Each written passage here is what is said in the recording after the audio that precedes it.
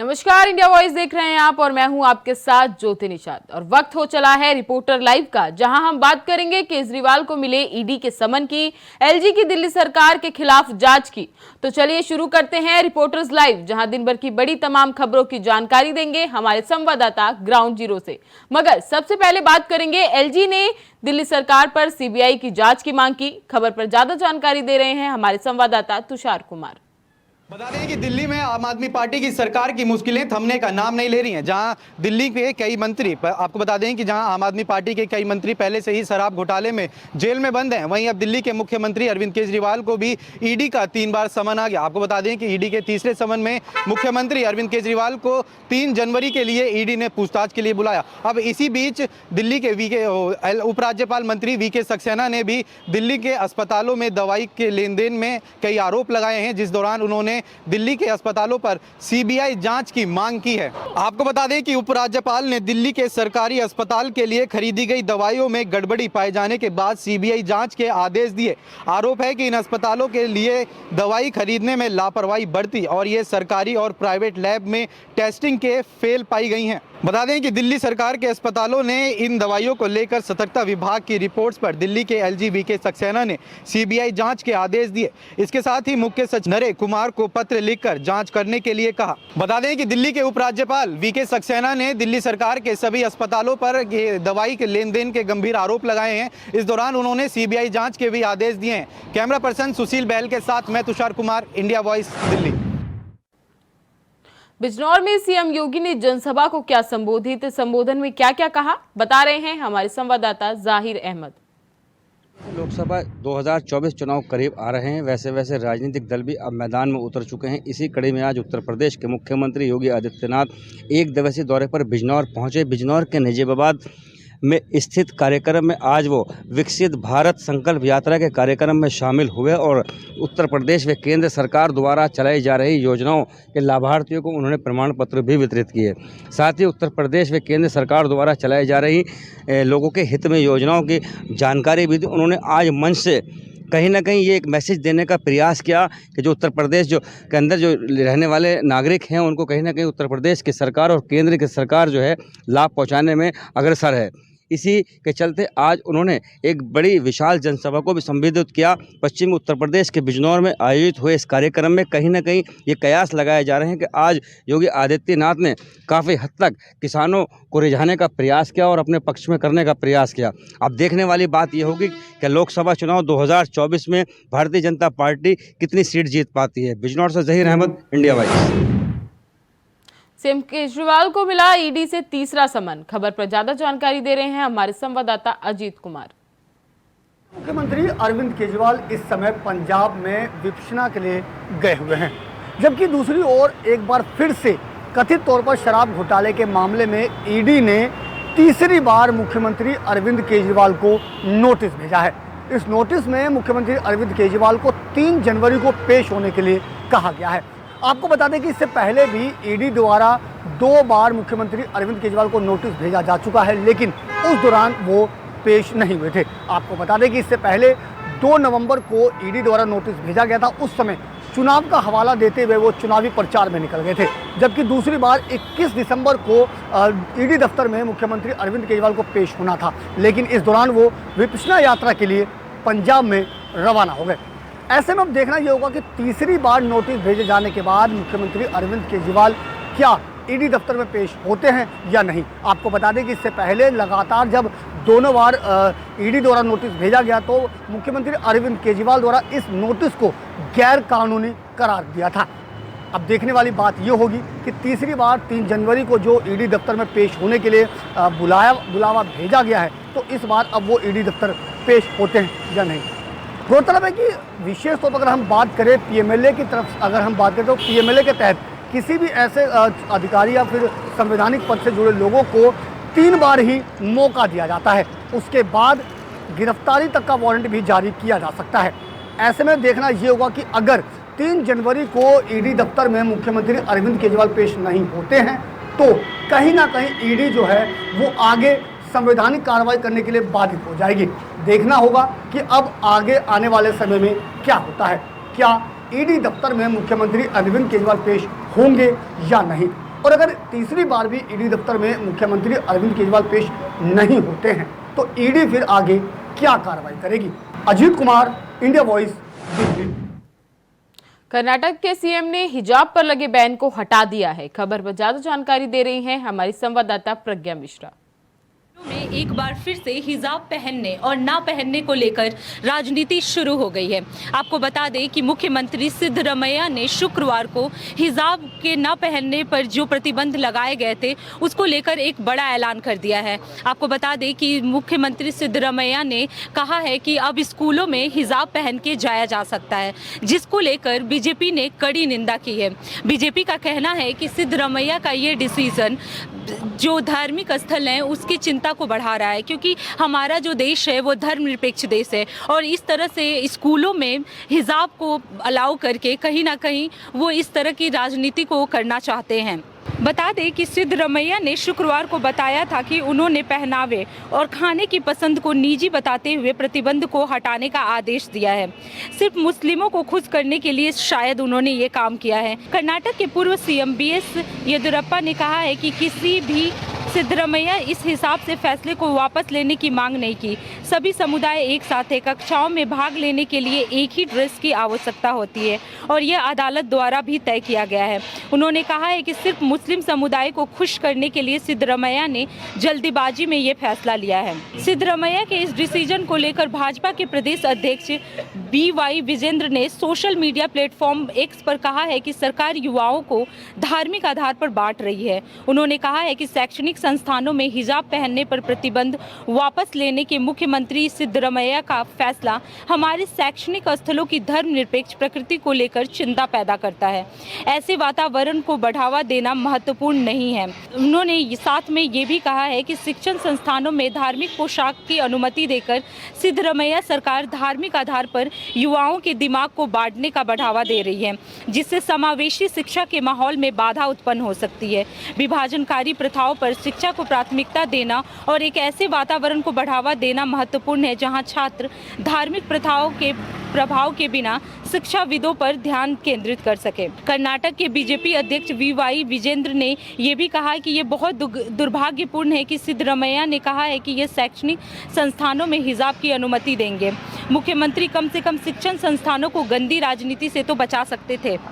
आपको बता दें कि इससे पहले भी पिछले साल जो हिजाब को लेकर काफ़ी मुद्दा उठा था, जिसमें सुप्रीम कोर्ट का जजमेंट भी आया था कि जो हमारा देश है वो धर्मनिरपेक्ष देश है और यहाँ पे शिक्षण संस्थानों में किसी भी तरह की राजनीति नहीं होनी चाहिए। लेकिन जिस तरह से सिद्धरमैया ने दोबारा से कर्नाटक में हिजाब को पहनने की अनुमति दे दी है, उससे साफ जाहिर होता है कि इस तरह की राजनीति शुरू हो गई है।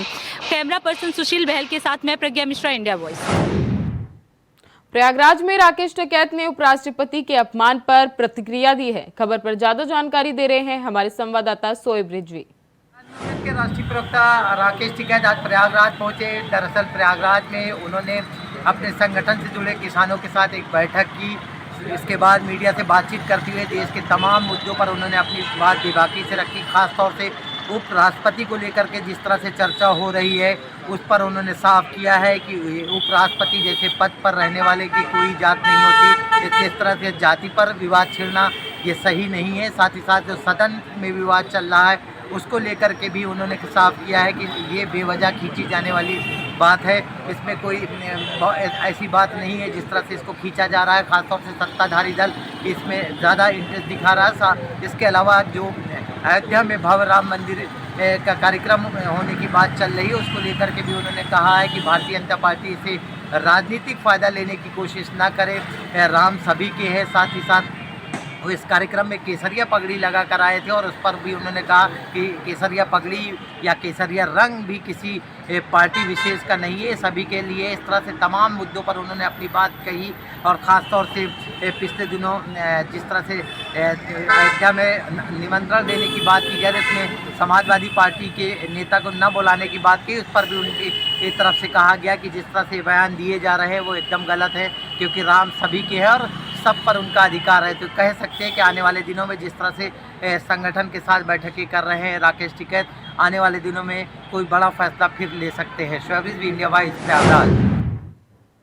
खबरों में आगे बढ़ते हैं। तेजस्वी यादव को ईडी ने भेजा समन। खबर पर ज्यादा जानकारी दे रहे हैं हमारे संवाददाता नितिन चौधरी।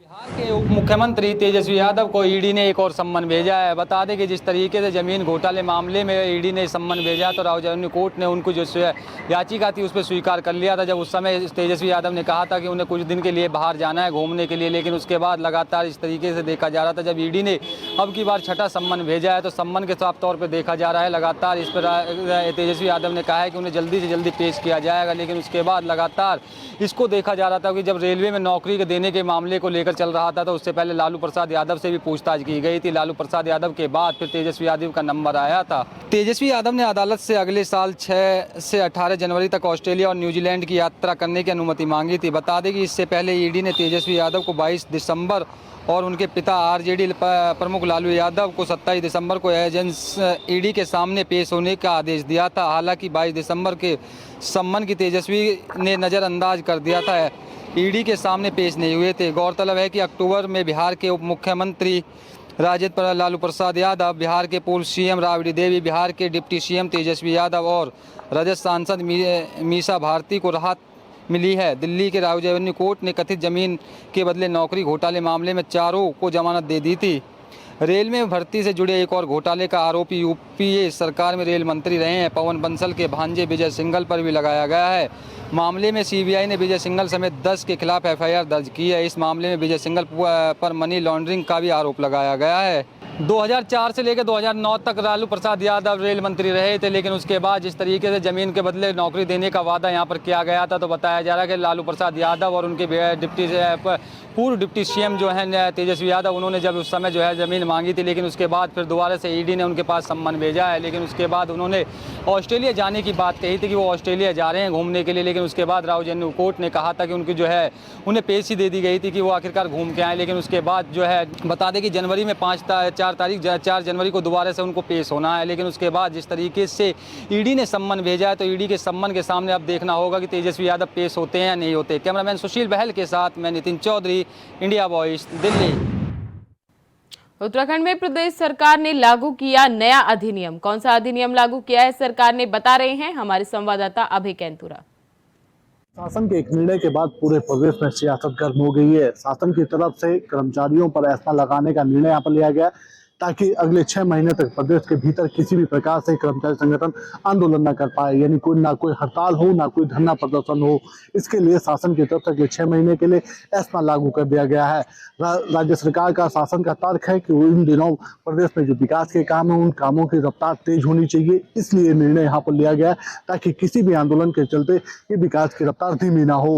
लेकिन विपक्षी दलों की तरफ से इस एस्मा को अब सीधे तौर पर सियासी रंग देने का काम यहाँ पर किया जा रहा है। विपक्षी दल इस एस्मा को चुनाव से जोड़ते हुए आरोप लगा रहे हैं, कह रहे हैं कि बीजेपी को अभी से ही हार का डर सताने लगा, इसलिए कर्मचारी संगठनों पर उनकी तरफ से नकेल कसी जा रही है जो आने वाले दिनों में आक्रोश के रूप में फूटेगी। लेकिन राज्य सरकार का तर्क है कि एस्मा लगाने के बाद विकास के काम तेज होंगे और प्रदेश में जो विकास कार्यों की जो रफ्तार है और बढ़ेगी और उत्तराखंड राज्य अपने लक्ष्य को प्राप्त करेगा। कैमरामैन हसन के साथ अभय कैंतुरा, इंडिया वॉइस, देहरादून। देश में एक बार फिर बढ़ता जा रहा है कोरोना का कहर। खबर पर ज्यादा जानकारी दे रहे हैं हमारे संवाददाता आदित्य सिंह। कोरोना का नया वेरिएंट एक बार फिर से मुश्किलें बढ़ाता हुआ नजर आ रहा है। आपको बता दें कि पिछले बार जब कोविड महामारी आई थी तो लॉकडाउन लगा था और तमाम मुश्किलों का सामना सभी को करना पड़ा था, लेकिन समय के साथ उस महामारी से भारत ने जीत पाई, भारत ने उस महामारी पर जीत हासिल की। लेकिन 2023 खत्म होने वाला है और 2024 नए साल के पहले ही कोविड का नया वेरिएंट JN1 फिर से अपने पैर पसारने लगा है। तो हो सकता है इस बार इस वेरिएंट को लेकर क्या कुछ जानकारी है, ये सब जानकारी निकल कर आ रही है। लेकिन आपको बता दें कि पिछले 24 घंटे के अंदर कोविड के नए वेरिएंट JN1 के 700 से अधिक मामले दर्ज किए गए हैं और इस 700 का आंकड़ा पुराने आंकड़ों से मिला दें तो जो कुल संख्या निकल कर आती है वो 3400 से अधिक है, जो कि चिंता जाहिर करने वाला ये आंकड़ा है। और कोविड के बढ़ते आंकड़ों को देखते हुए केंद्रीय स्वास्थ्य मंत्री मनसुख मांडविया ने इस पर कुछ दिन पहले मीटिंग बुलाई थी जिसमें तमाम प्रदेश के जो स्वास्थ्य मंत्री थे वो वर्चुअली जुटे थे। और आपको बता दें कि बीते दिन ही बिहार में भी नीतीश कुमार ने कोविड के नए वेरिएंट को लेकर एक मीटिंग बुलाई जिसमें स्वास्थ्य मंत्री तेजस्वी यादव भी मौजूद थे। कई प्रदेशों में कोविड को लेकर मीटिंग बुलाई जा चुकी है और सरकार, केंद्र सरकार के साथ प्रदेश की सरकार भी कोविड के नए वेरिएंट से कैसे लड़ा जाए इस पर चर्चा कर रही है। साथ ही आपको ये भी बता दें, उत्तर भारत के यूपी में कुछ मामले सामने आए हैं, लेकिन अब तक पंजाब, हरियाणा और हिमाचल प्रदेश में कोरोना के नए वेरिएंट का कोई मामला सामने नहीं आया है।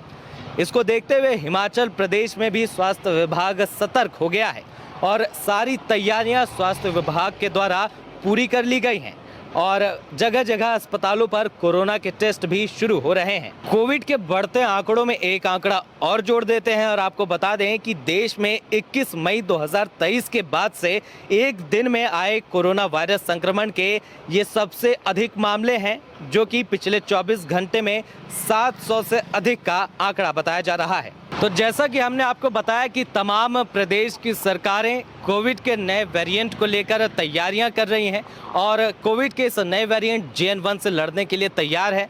तो अब देखने वाली बात ये रहेगी कि क्या ये कोविड का नया वेरिएंट अपने पैर कितने हद तक पसार पाता है या फिर समय रहते इस पर लगाम लगाई जा सकेगी। तमाम अपडेट्स के लिए देखते रहें इंडिया वॉइस। मैं आपके साथ आदित्य सिंह, कैमरामैन सुशील बहल के साथ। उत्तराखंड में सशक्त भू कानून की मांग लगातार उठने लगी है। खबर पर ज्यादा जानकारी दे रहे हैं हमारे संवाददाता अभय कैंतुरा। उत्तराखंड राज्य में सशक्त भू कानून की मांग लगातार बढ़ती नजर आ रही है। सामाजिक संगठन भू कानून के लिए लगातार आंदोलन कर रहे हैं।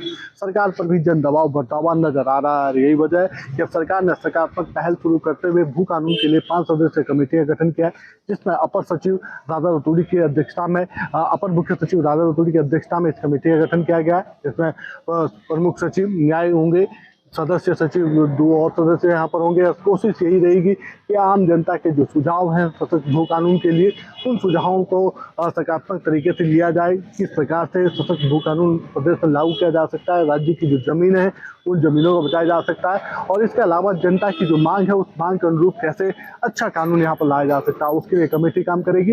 इस कमेटी की तरफ से ड्राफ्ट बनाया जाएगा जो सरकार को सौंपा जाएगा और सरकार उसे बाद में लागू करेगी।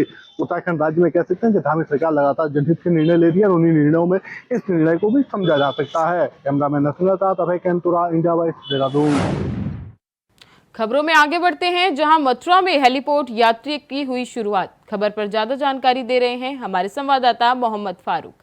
25 दिसंबर को आगरा के बटेश्वर धाम से भारत रत्न से सम्मानित पूर्व प्रधानमंत्री अटल बिहारी वाजपेयी की जयंती के अवसर पर उत्तर प्रदेश के मुख्यमंत्री योगी आदित्यनाथ हेलीकॉप्टर सेवा का शुभारंभ करेंगे। जो हवाई सेवा होगी उससे जो है राधा कृष्ण की स्वरूप के साथ में गोवर्धन आएंगे उत्तर प्रदेश के मुख्यमंत्री, जहां पूजा अर्चना करेंगे। और कंपनी से जो करार हुआ है वो 4 हेलीकॉप्टर कंपनी देगी और वो 4 हेलीकॉप्टर मथुरा, आगरा, नोएडा और वृंदावन सहित जो है कई पर्यटक स्थल और श्रद्धालुओं को लेकर परिक्रमा कराएंगे। गोवर्धन की जो परिक्रमा 21 किलोमीटर की वो मात्र 7 मिनट में होगी। 84 कोस की परिक्रमा, मथुरा वृंदावन की परिक्रमा उन हेलीकॉप्टर से होगी। उनका जो किराया है वो लगभग जो है 6 और 7 हज़ार रुपये प्रति व्यक्ति के स्थान पर नियुक्त किया गया है, यानी पर हेड जो है 6 से 7 हज़ार रुपये के लगभग बताया जा रहा है। इंडिया वॉइस के लिए मैं मोहम्मद फारूक, मथुरा। हरदोई में आजम खान की मुश्किलें कम होने का नाम नहीं ले रही। क्या है पूरा मामला, बता रहे हैं हमारे संवाददाता आनंद त्रिवेदी। आजम खान व उनके बेटे अब्दुल्ला आजम को जन्म प्रमाण पत्र पे फर्जी बनवाने को लेकर उनको 7 साल की सज़ा सुनाई गई थी। हालांकि आपको बताते हैं आज उनके ऊपर एक मामला और दर्ज है जो उसकी आज पेशी है रामपुर में। और आपको बताते हैं कि आज अब्दुल्ला आजम और आजम खां को सीतापुर से लाया जा रहा है रामपुर, और अब्दुल्ला आजम को हरदोई से रामपुर आज भेजा गया है। बता दें आज उनकी MP MLA कोर्ट में पेशी है और उनको आज उसकी सुनवाई है। हो सकता है कि उनको आज MP MLA कोर्ट सज़ा भी सुना दे। हालांकि वो अभी जो फर्जी जन्म प्रमाण पत्र वाले मामले में वो 7 साल की सजा काट रहे हैं, जो कि उनको सीतापुर जेल में रखा गया था, अब्दुल्ला आजम को हरदोई जेल में शिफ्ट किया गया था। तो कहीं ना कहीं आज ये देखने की बात है, ये कोर्ट पे निर्भर करता है कि कोर्ट उनको आज क्या सजा सुनाती है। ये शाम तक रिजल्ट आ जाएगा सामने। हरदोई से आनंद त्रिवेदी, इंडिया वाइज। लखीमपुर खीरी में किन्नर ने अपना धर्म छोड़कर अपनाया दूसरा धर्म। कौन सा धर्म अपनाया बता रहे हैं हमारे संवाददाता राम जी। मंदिर प्रांगण में खड़े हैं। हमारे ठीक पीछे एक खुशी किन्नर हैं जो इस्लाम धर्म छोड़ के सनातन धर्म में आज प्रवेश हुई हैं। वैदिक मंत्रोच्चार के द्वारा, जो बड़े ब्राह्मणों के द्वारा पूजा अर्चना के बाद इन्होंने, खुशी किन्नर ने जो इस्लाम धर्म छोड़ के सनातन धर्म को अपनाया है। और इनका ये भी कहना है कि हम शुरू से ही पूजा पाठ कर रहे थे और मुझे जो सनातन धर्म में आने से बहुत खुशी है। इनके साथ में इनके परिवार के भी 2 लोग आए हैं और ठीक पीछे आप देख सकते हैं कि जो लोग खड़े हुए हैं, जो इन्होंने बाकायदा पूजा पाठ कराया है। और मंदिर प्रांगण में मंदिर के जो पुजारी हैं वो भी खड़े हुए हैं और बाकायदा खुशी किन्नर से बात भी हुई है। उनका भी ये कहना है कि जो इस्लाम धर्म जो है उसमें थे, हमको जो सनातन धर्म में हम आने के बाद हमको बड़ा खुशी महसूस हो रही है। और आने वाले समय में इनके परिवार के भी कुछ लोग जो हैं, वो भी जो इनके रिश्तेदार नातेदार हैं, इनका अपना एक टोला भी है जो गाने बजाने का भी काम करते हैं और बच्चे शुभकामना संदेश भी लोगों के घर में देने जाते हैं। लखीमपुर खीरी से इंडिया वाइज से रामजी सिंह। चंदौली में पुलिस को मिली बड़ी कामयाबी। खबर पर ज्यादा जानकारी दे रहे हैं हमारे संवाददाता पवन पांडे। अवैध शराब तस्करी के मामले में चंदौली पुलिस की लगातार कार्रवाई जारी है। आपको बता दें कि सदर कोतवाली पुलिस को बहुत बड़ी कामयाबी मिली है।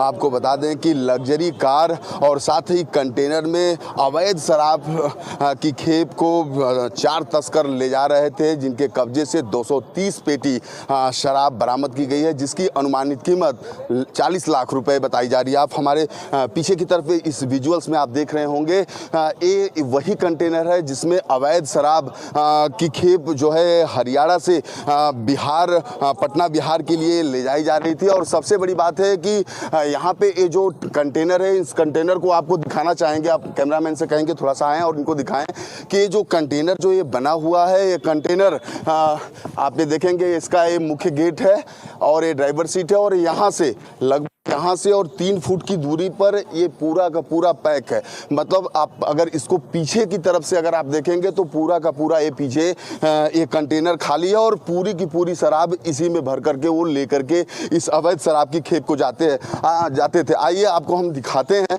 और यहाँ से वो लगभग इसी जब मतलब इस सातिराना से लेकर के जाते थे कि अगर चेकिंग भी की जाए तो यहाँ पे किसी को दिखाई न दे। आप देख सकते हैं इस कंटेनर का पूरा वैगन पूरा खाली पड़ा हुआ है और यहाँ से अगर कोई अगर पुलिस चेकिंग भी करती है तो उसको कुछ भी नहीं दिखाई जाती। हालांकि इसके साथ ही एक नेक्सन गाड़ी भी जो है बरामद की गई है, जो कि उसमें 4 साथी शराब तस्कर उसमें गिरफ्तार किए गए थे। साथ में उसी नेक्सन गाड़ी में अवैध शराब की खेप जो लेकर के जा रहे थे, वही शराब भी उसमें भरे हुए थे। आपको बता दें कि यहाँ पर लगभग ये जो गिरफ्तार तस्कर हैं, ये हरियाणा और साथ ही बिहार के रहने वाले हैं, जो कि ये हरियाणा से बिहार को लेकर के अवैध शराब की खेप को लेकर के जा रहे थे और चंदौली पुलिस ने इनको गिरफ्तार कर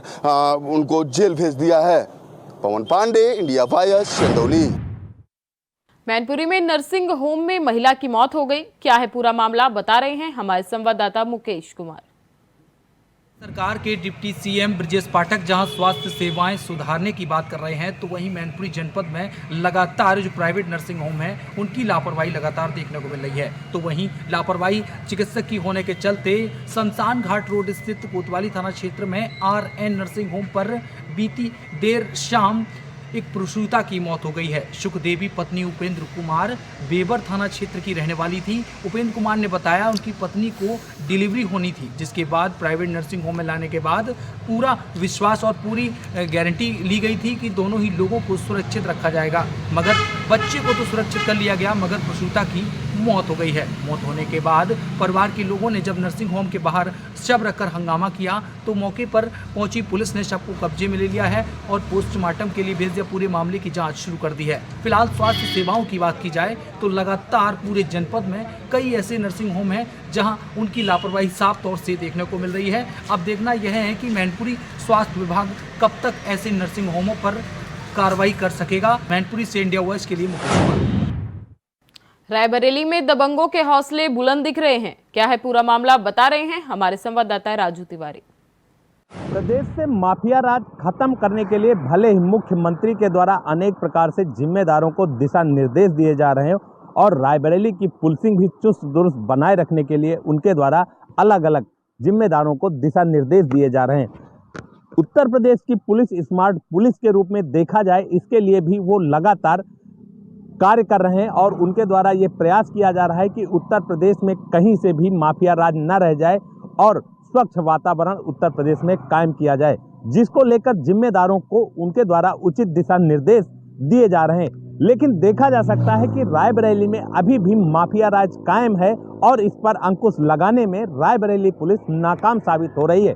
ऐसा ही एक मामला रायबरेली जिले के लालगंज कोतवाली क्षेत्र के ब्रजेंद्र नगर पेट्रोल पंप के समीप का आया है, जहां एक युवक के द्वारा उधार दारू न दिए जाने पर सेल्समैन को पुलिस की मौजूदगी में धमकी दी जा रही और मारने पीटने का वीडियो सोशल मीडिया पर वायरल हो रहा है। बता दें कि जिस तरह से युवक के द्वारा पुलिस की मौजूदगी में इस तरह से युवक के द्वारा साफ तौर पे वीडियो में देखा जा सकता है कि वो सेल्समैन को जान से मारने की धमकी दे रहा है और किसी न किसी तरह से वो हावी दिखाई पड़ रहा है। तो ऐसे में रायबरेली पुलिस पर सवाल खड़े हो रहे हैं और रायबरेली पुलिस सवालों के घेरे में फिर खड़ी हो रही है। पहले भी ऐसे कई मामले सामने आए हैं जहां पर सरेआम दबंगई की जा रही है और पुलिस की मौजूदगी भी देखी जा रही है। एक ताज़ा मामला आने के बाद फिर रायबरेली पुलिस सवालों के घेरे में खड़ी हो गई। तो ऐसे में देखा जा सकता है कि किस तरह से रायबरेली पुलिसिंग फेल साबित हो रही है और दबंग। बलौदाबाजार में जिला प्रशासन ने की बड़ी कार्यवाही। खबर पर ज्यादा जानकारी दे रहे हैं हमारे संवाददाता प्रदीप महावेश्वरी। भारतीय जनता पार्टी की सरकार बनते ही जिला प्रशासन को सख्त निर्देश दिए गए हैं कि कोई भी अवैध काम देश छत्तीसगढ़ में नहीं चलेगा। जुआ, सट्टा, रेत माफिया, खनन, ये मुख्य मुद्दे लेके भाजपा की सरकार वापस आई थी छत्तीसगढ़ में। आज उसी परिप्रेक्ष्य में आज जिला प्रशासन ने रेत खनन करते हुए 9 गाड़ियों को जब्त किया है। फिलहाल रिपोर्टर लाइव में बस इतना ही। तमाम खबरों के लिए बने रहें इंडिया वॉइस पर। तब तक के लिए नमस्कार।